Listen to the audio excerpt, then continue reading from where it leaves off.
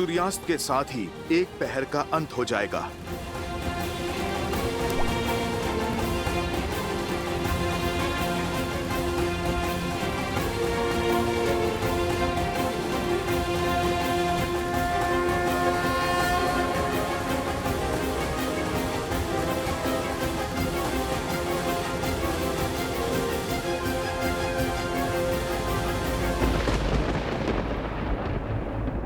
आंसू पोंछो बालकों, ये समय निर्बल होने का नहीं, बल दिखाने का है। यदि समय चक्र के शेष होने के कारण मेरी माता पर आंच आएगी तो मैं आज सूर्य अस्त ही नहीं होने दूंगा। जय जय पवन पुत्र हनुमान। जय त्रिकालदर्शी भगवान वाल्मीकि।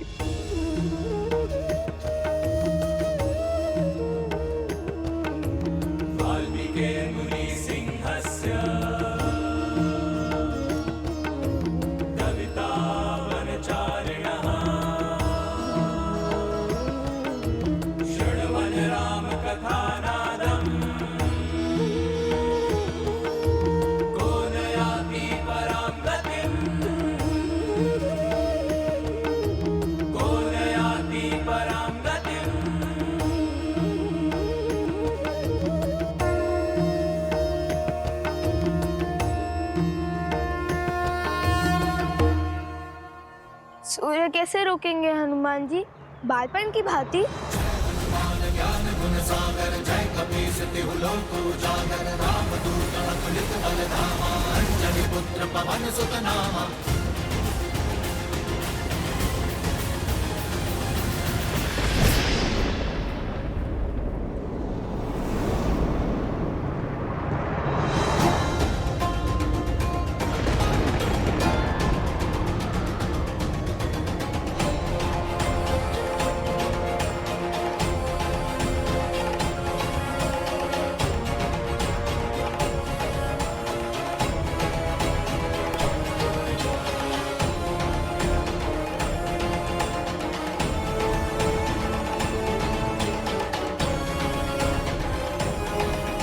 श्री राम, समय चक्र पूर्ण हो गया है और अब तक।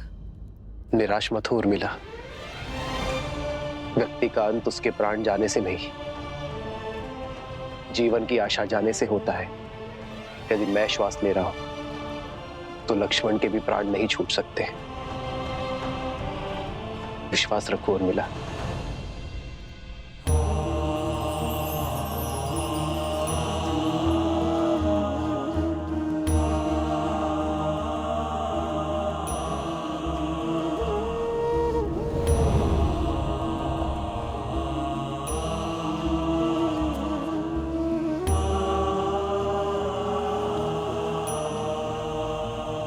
सूर्यास्त हो गया है अब तक।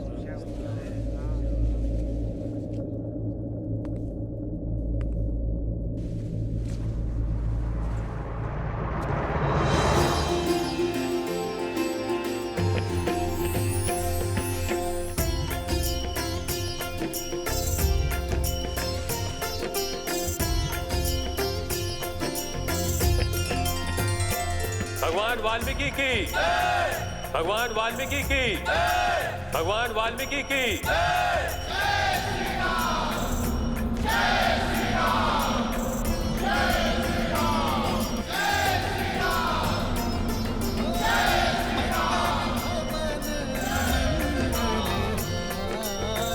क्या हुआ हनुमान जी? ऋषिवर,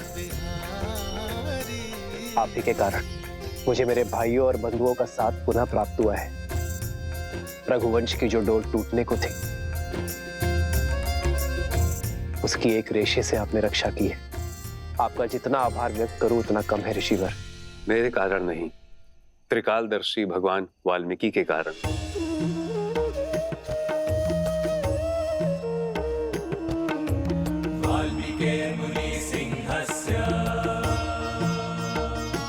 त्रिकालदर्शी भगवान वाल्मीकि, आपका यह आभार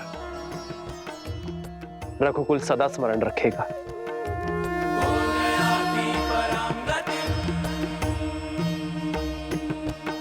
ऋषिवर, मुझे शीघ्र अतिशीघ्र लवकुश से मिलने की इच्छा है।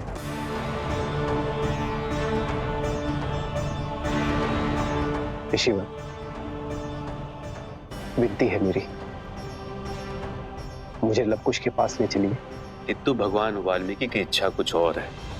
अश्वमेध यज्ञ पूर्ण होने के मुहूर्त में समय कम शेष है।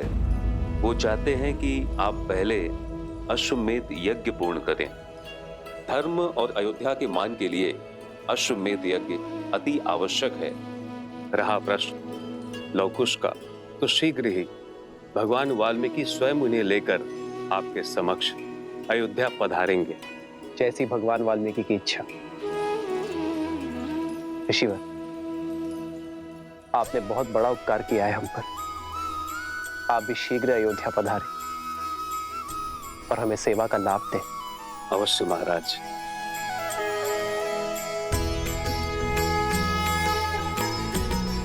जो दंड के भागी हैं, आप उनका आतिथ्य करने को उत्सुक है भैया। आपको स्मरण है, उन दोनों ने न केवल अश्वमेध यज्ञ के अश्व को रोकने का दुस्साहस किया है, अपितु स्पष्ट रूप से अयोध्या पर प्रहार भी किया है। उन दोनों का स्थान अयोध्या के कारागृह में, ना कि अतिथि गृह में। लक्ष्मण,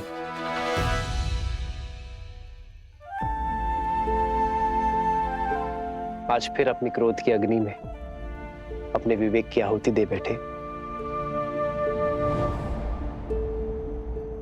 किंतु मित्र, लक्ष्मण भैया का रोष उचित है।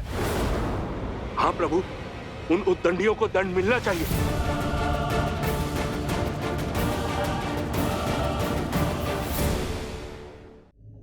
वानर युवराज का मत उचित है।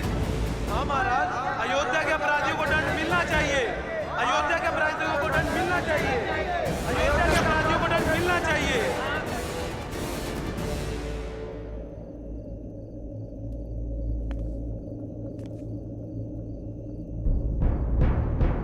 आप सभी शांत हो जाइए।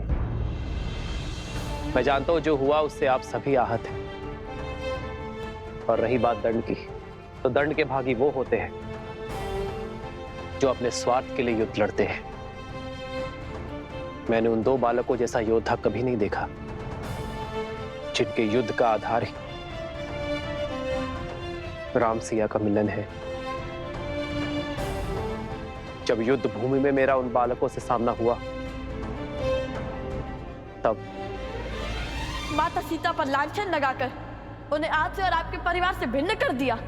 आपसे सुख, संपदा और वैभव सब छीन लिया। जिस स्त्री ने बिना एक प्रश्न किए 14 वर्ष आपके साथ वनवास स्वीकारा, उस पवित्र देवी सीता पर इतना घोर लांछन लगाने वाली प्रजा को आपने दंड तक नहीं दिया। माता सीता के हाथों आहुति दिलवाकर कीजिए रामायण संपूर्ण। ऐसे विचार के धनी भगवान वाल्मीकि के शिष्य कभी अनुचित नहीं हो सकते। यदि हम स्वर्ण को परख ना पाए तो दोष हमारा है, स्वर्ण का नहीं।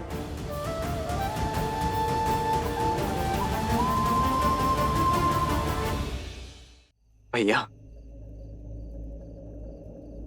यदि उनका लक्ष्य इतना शुभ और विचार इतने शुद्ध है तो हमें उनसे क्षमा मांगनी चाहिए भैया। भूल तो हमसे भी हुई है, बिना उनकी बात को समझे हमने उन पर प्रहार कर दिया। भूल ना तुमसे हुई है ना उनसे। तुम अपना धर्म निभा रहे थे और वो अपना धर्म निभा रहे थे। किंतु मैं उनसे मिलकर ये जानना चाहता हूं कि दो अपरिचित बालकों का सीता और मुझसे इतना लगाव कैसे हो गया कि वो अपने प्राण तक दांव पर लगाने से पीछे नहीं हटे। ये साधारण घटना नहीं है भरत, इसमें अवश्य ही कोई असाधारण बात छुपी है जिसका पता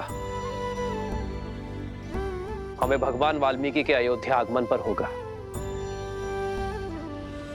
मुझे प्रतीक्षा उस क्षण की है जब भगवान वाल्मीकि लवकुश को अयोध्या लेकर आएंगे।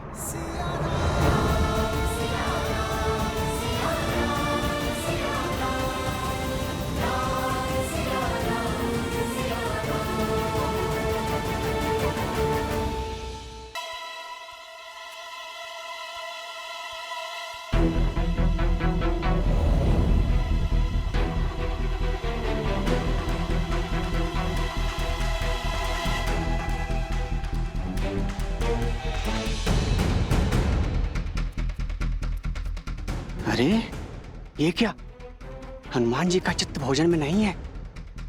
व्यंजनों की सुगंध भी उनको अपने तक नहीं खींच पाई। लगता है अवश्य किसी सोच में व्यस्त हैं। तब तो उन्हें टोकना बहुत आवश्यक है। भूख में मस्तिष्क कहाँ चलता है।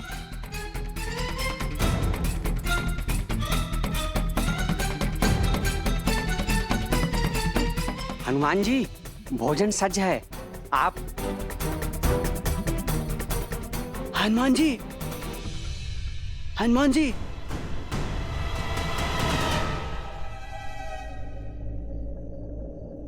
मौन, कृपया। देख नहीं रहे मैं कैसी चिंता में खोया हुआ हूं? आप भोजन वहां रख दीजिए। भोजन में भी ध्यान नहीं। लगता है समस्या गंभीर है। कहीं युद्ध शेष तो नहीं है।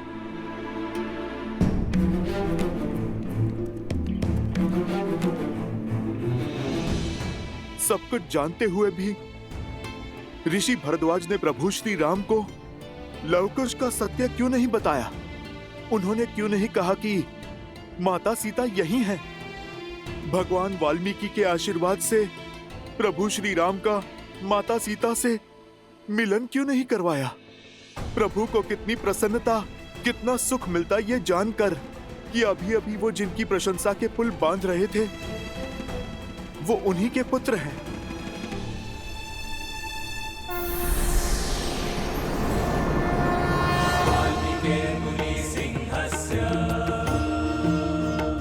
हे त्रिकालदर्शी भगवान वाल्मीकि, अब आप ही सुलझाइए इस उलझन को।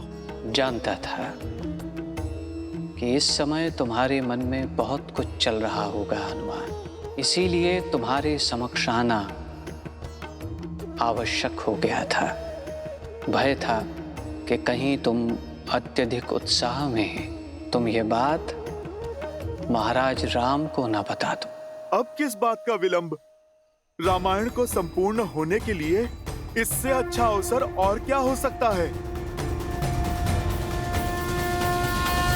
लगता है मानो हमने माता का विश्वास ही खो दिया है। मैंने तो कहा था कि हनुमान जी को हमेशा शुभ होने का संदेशा हुआ है, किंतु माता है कि हमारी बात ही नहीं सुन रही। और न जाने ये ऋषि भारद्वाज कहाँ रह गए। क्या करे भैया, शिविर की ओर चले? नहीं कुश, हम भगवान वाल्मीकि की आज्ञा से आश्रम में आए थे, तो उनकी बिना अनुमति के हम बाहर भी नहीं जा सकते। किंतु हमने शीघ्र ही कुछ नहीं किया तो? तुम्हें जो करना था कर चुके। ऋषिवर, भगवान वाल्मीकि को जो करना था उन्होंने कर दिया। अर्थात?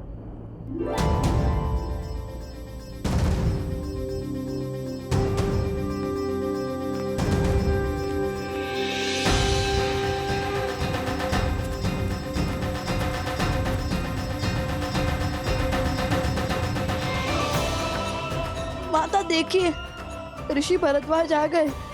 माता, उन्होंने कहा सब ठीक है। और माता, गुरुवर ने कहा है अश्वमेध यज्ञ का अश्व श्री राम को सौंप दे। माता, हमने अपनी हट छोड़ दी। माता, माता, माता आंखें खोलिए ना माता। हमसे बात कीजिए। जो भूल हमसे अज्ञातवास हुई है उसे क्षमा कर दीजिए माता। माता, हमसे बात कीजिए। हमको तब तोड़िए ना माता। माता,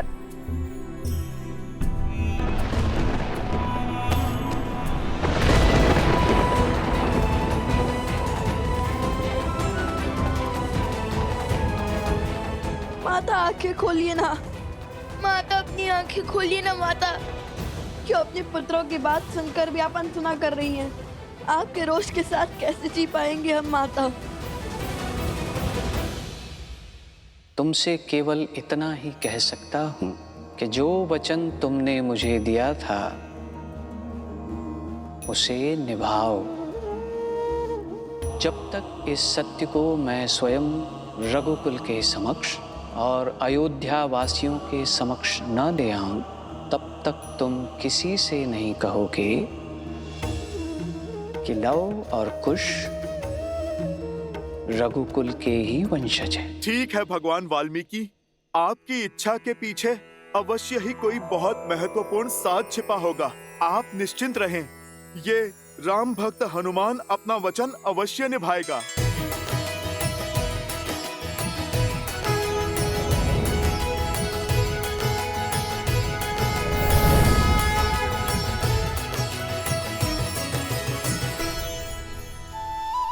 चिंता मिटी तो अब भूख सताने लगी।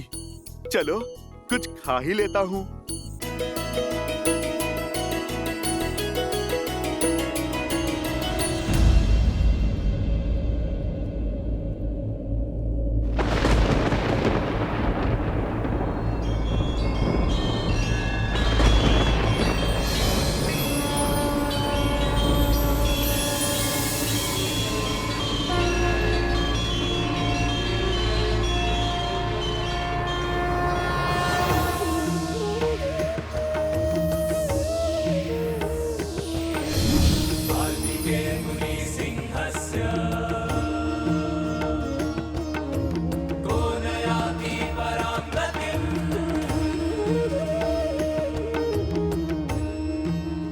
आंखें खोलो सीता।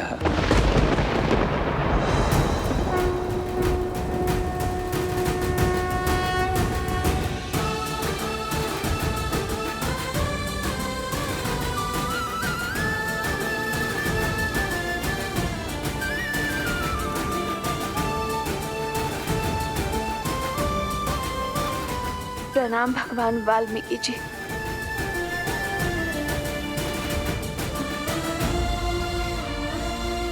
प्रभु, मुझे इस असत्य के अंधकार से सत्य के प्रकाश में लाइए। मेरे पुत्रों ने मुझसे पग पग पर असत्य कहा है और आज भी कह रहे हैं कि सब कुछ ठीक हो गया, किंतु अब मुझे उनकी बातों पर विश्वास नहीं होता। अब आप ही मुझे सत्य बताइए प्रभु। तुम्हारे पुत्र सत्य कहते हैं सीता। सभी स्वस्थ हैं। महाराज राम अपना अश्वमेध यज्ञ पूर्ण करने के लिए कल अश्व लेकर चले जाएंगे।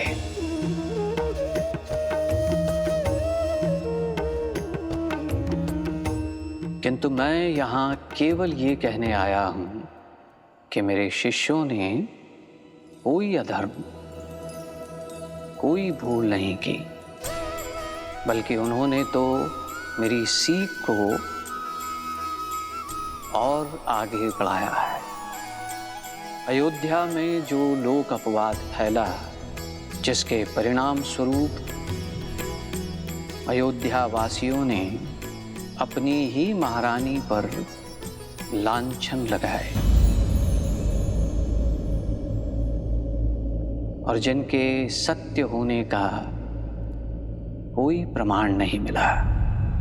मैं मर्यादा पुरुषोत्तम राम नहीं हूं। मैं ऐसी स्त्री को नहीं अपनाऊंगा जो किसी अन्य पुरुष के साथ रहकर आई हो।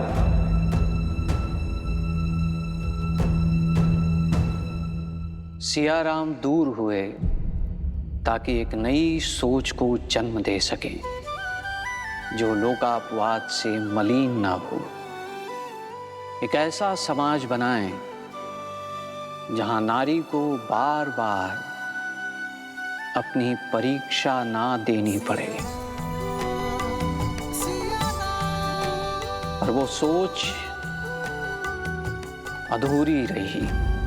लवकुश ने यही सोच पूर्ण करने के लिए जो कुछ भी किया वो धर्म सम्मत भी है और नीति सम्मत भी। तुम्हें तो गर्व होना चाहिए कि ये न जानते हुए भी कि सीता ही उनकी माता है।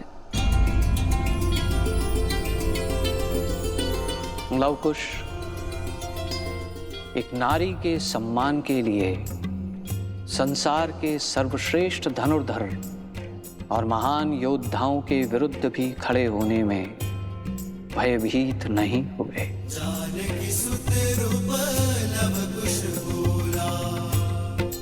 सीता, तुम्हारा वनवास अब अंत तक पहुंचने को है। जिस प्रकार हर घटना के पीछे एक कारण होता है, उसी प्रकार ये युद्ध भी वही मार्ग है जो तुम्हारे अधिकारों को एक नई पहचान देगा। भगवान, क्या हम अपने पिता से मिल सकते हैं?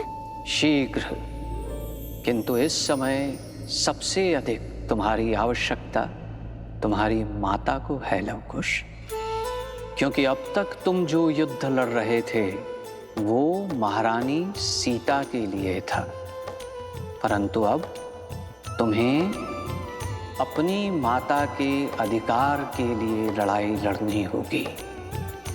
और केवल अपनी शक्ति का प्रदर्शन करके तुम ये युद्ध नहीं जीत सकते, क्योंकि ये युद्ध है लोकापवाद के विरुद्ध, असुरी सोच के विरुद्ध जो अयोध्या वासियों के मन में घर कर चुकी है। और बुरी सोच को केवल शुभ सोच ही उचित कर सकती है। तुम दोनों को अयोध्या वासियों की नारी को लेकर जो हीन सोच है, जो नारी को एक समान अधिकार नहीं देती है, उनके मन में नारी के लिए सम्मान जगाना होगा। इस युद्ध में विजय शक्ति से नहीं बल्कि बुद्धि से होगी, ताकि अयोध्यावासी लोक अपवाद से उबरकर सीता से क्षमा मांग सकें। सीता ही नहीं बल्कि पूरी नारी जाति का सम्मान करना सीख सकें। और जब ये कार्य पूर्ण होगा तब होगी रामायण संपूर्ण। स्मरण रहे, ये दायित्व बहुत बड़ा है लवकुश।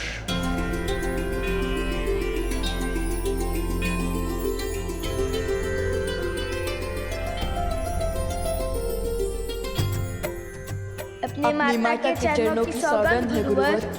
अब रामायण को संपूर्ण करने के लिए हम अयोध्या वासियों की सोच बदलेंगे। अपनी माता पर लगे हर लांछन को धोएंगे। हम रामायण संपूर्ण करेंगे।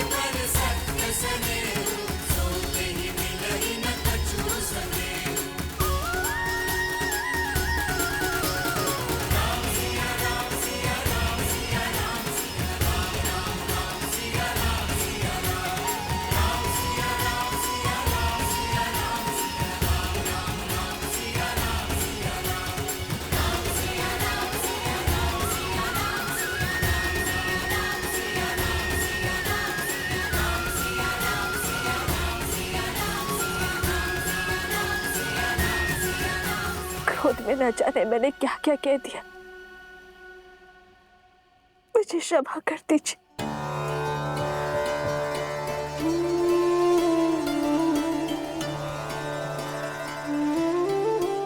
ऋषिवर, आपके मौन का कारण समझ गई हूं मैं, मुझे क्षमा कर दीजिए। देवी, अंत भला तो सब भला।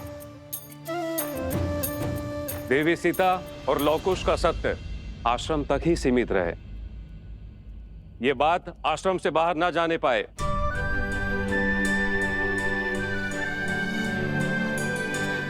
महारानी सीता, धन्य हुई मैं कि मेरा समय आपके सानिध्य में बीता,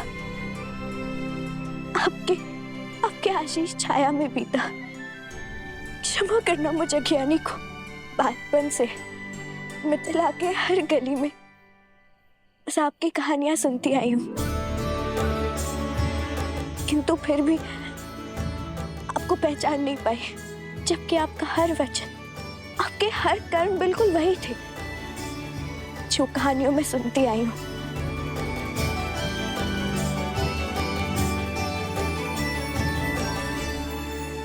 अरे, जब हम नहीं पहचान पाए तब आप कैसे पहचानती? हमारी माता जो ठान लेती है वो करके ही दिखाती है, बिल्कुल हमारी भांति, है ना माता?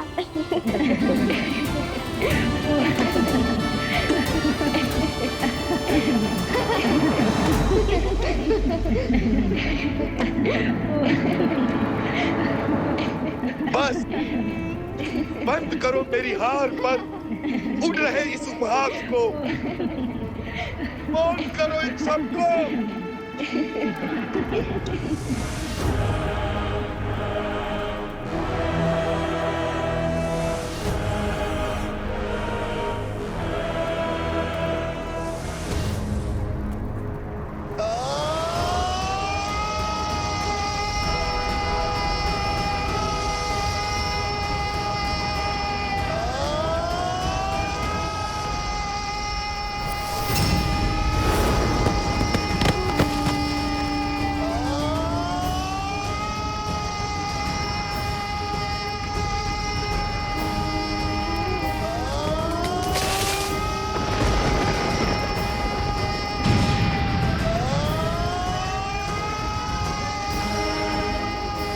रोकिए इन्हें, इनका क्रोध हर सीमा पार कर रहा है। कहीं रघुवंश का अंत करने वाले का ही अंत ना हो जाए। रुक जाइए भैया, शांत हो जाइए, शांत हो जाइए भैया, शांत हो जाइए भैया, शांत हो जाइए।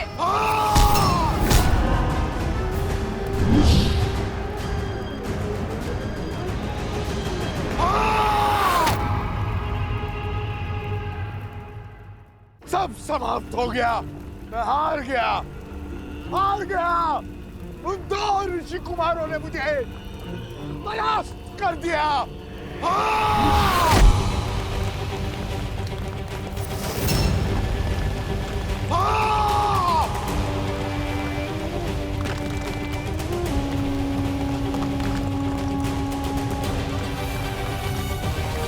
चलिए चलिए यहाँ से। नहीं, मैं अपने भाई को छोड़ के कहीं नहीं जाऊंगी।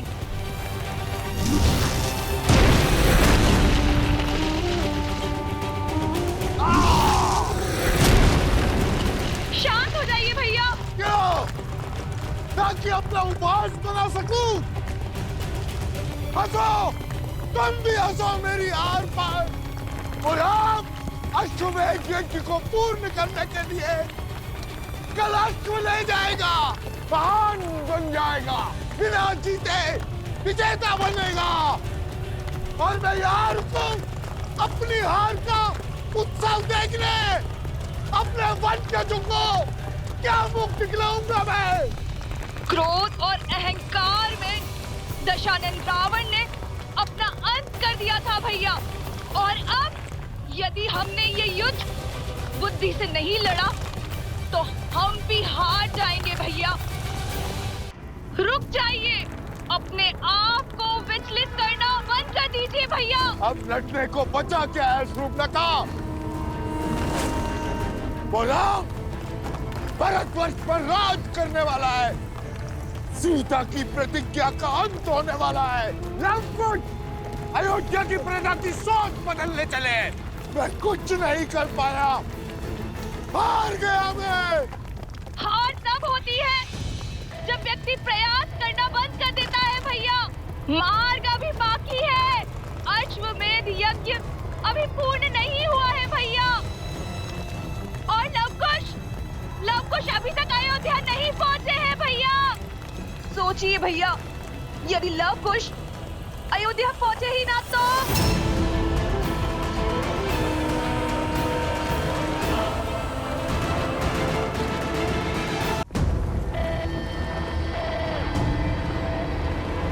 अश्वमेध यज्ञ अभी पूर्ण नहीं हुआ है भैया, और लवकुश अभी तक अयोध्या नहीं पहुंचे हैं भैया।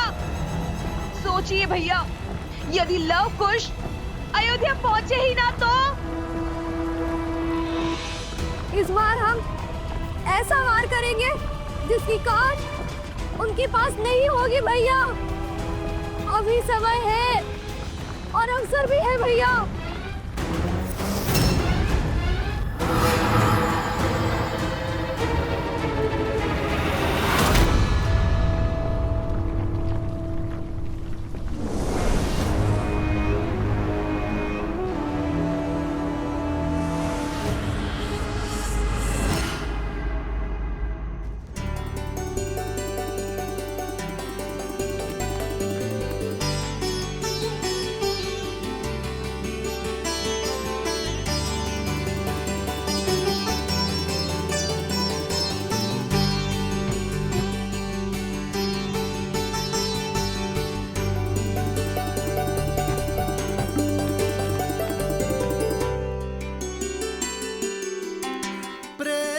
समर्पण करुणा ज्ञान से है भरा दो प्यारा नाम।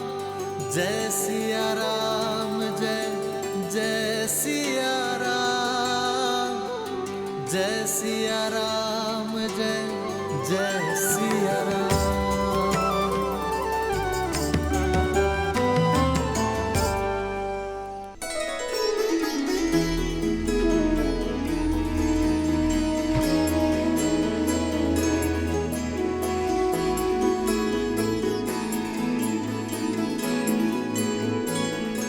भैया मैं अभी आया। अरे अरे कहाँ जा रहे हो कुश? कुश!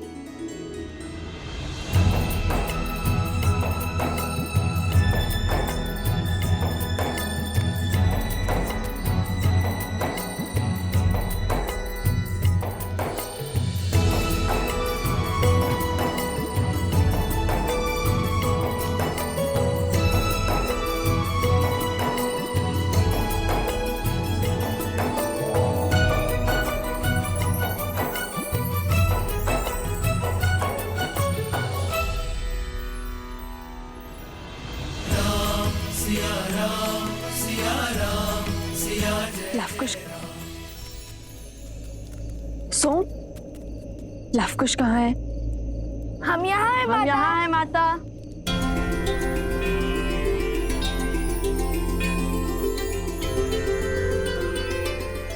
तुम्हें तो गर्व होना चाहिए कि ये न जानते हुए भी कि सीता ही उनकी माता है।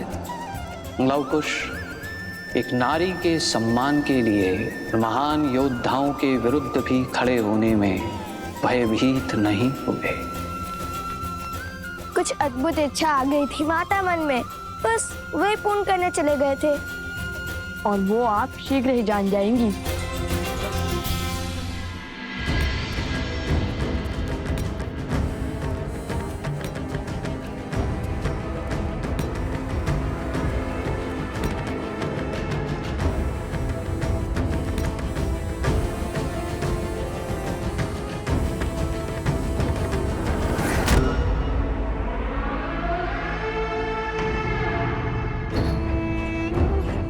शीघ्र ही लवकुश अयोध्या की ओर प्रस्थान करने वाले हैं, किंतु प्रश्न ये है, क्या मैं उन्हें अयोध्या पहुंचने दूंगा?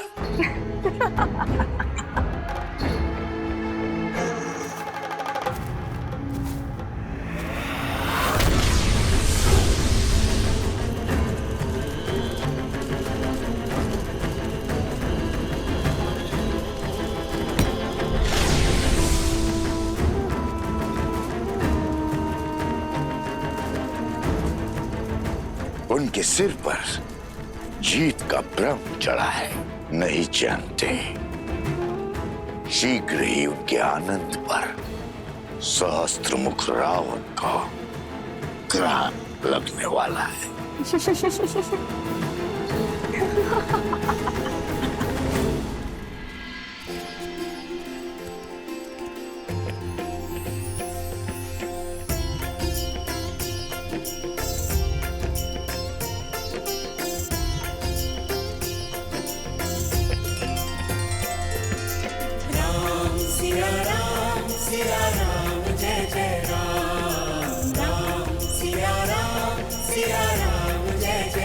मेरा हनुमान कहाँ है?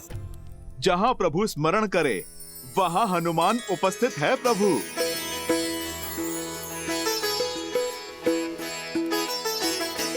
आओ हनुमान, तुम्हारी ही प्रतीक्षा थी। बैठो। प्रभु, मैं तो अभी अभी क्या? अभी अभी भोजन का स्मरण किया था और आप देखिए अब मिल गया।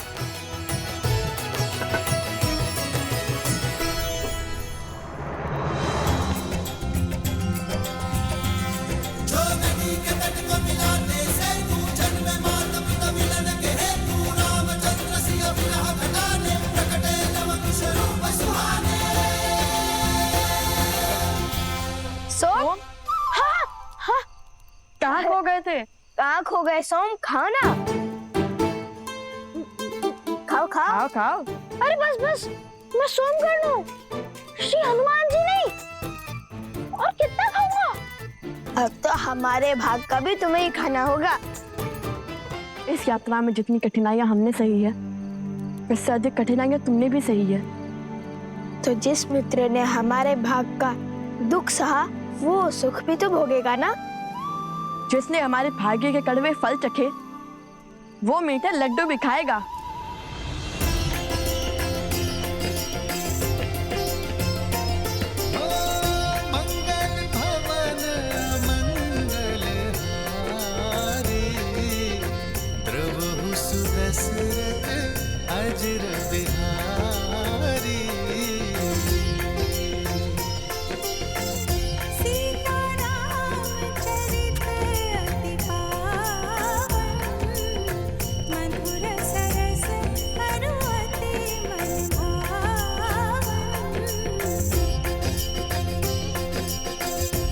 आज फिर माता सीता के हाथों के भोज का स्मरण हुआ है।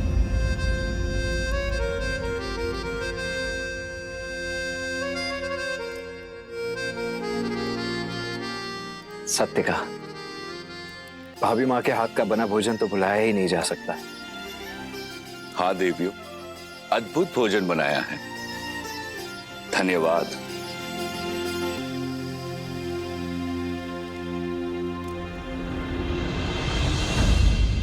कहिए कि छोड़ दिया आपने अपनी पत्नी को? क्या घटा था ऐसा जिसके कारण आपको ये निर्णय लेना पड़ा? ढूंढिए माता सीता को, उन्हें स्वीकारिए। माता सीता का स्थान कोई स्वर्ण मूर्ति नहीं ले सकती।